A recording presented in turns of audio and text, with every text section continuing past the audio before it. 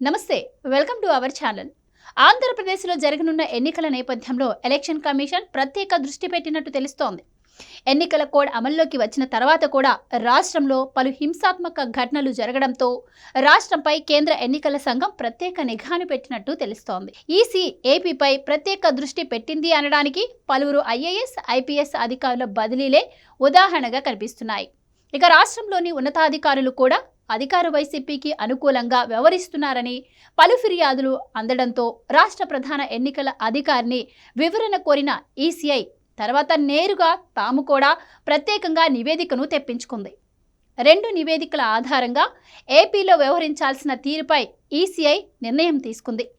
ఇక దేశవ్యాప్తంగా సార్వత్రిక ఎన్నికల కోడ్ అమల్లోకి వచ్చాక కూడా ఏపీలో హింసాత్మక ఘటనలు జరగడంతో ఏపీని సమస్యాత్మక రాష్ట్రంగా ఈసీఐ చూస్తోందని ఏపీ సీఈఓనే స్వయంగా ఒక ఛానల్కు ఇచ్చిన ప్రత్యేక ఇంటర్వ్యూలో పేర్కొన్నారు.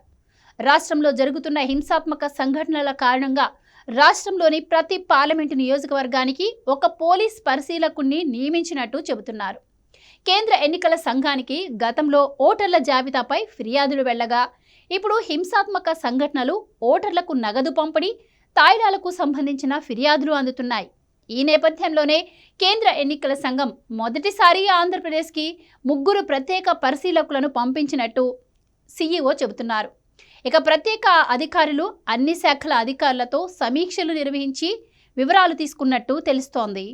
ఇక ప్రత్యేక పరిశీలకులతో పాటు 25 పార్లమెంటు స్థానాలకు 25 మంది ప్రత్యేక పోలీస్ పరిశీలకులను కేంద్ర ఎన్నికల సంఘం నియమించింది.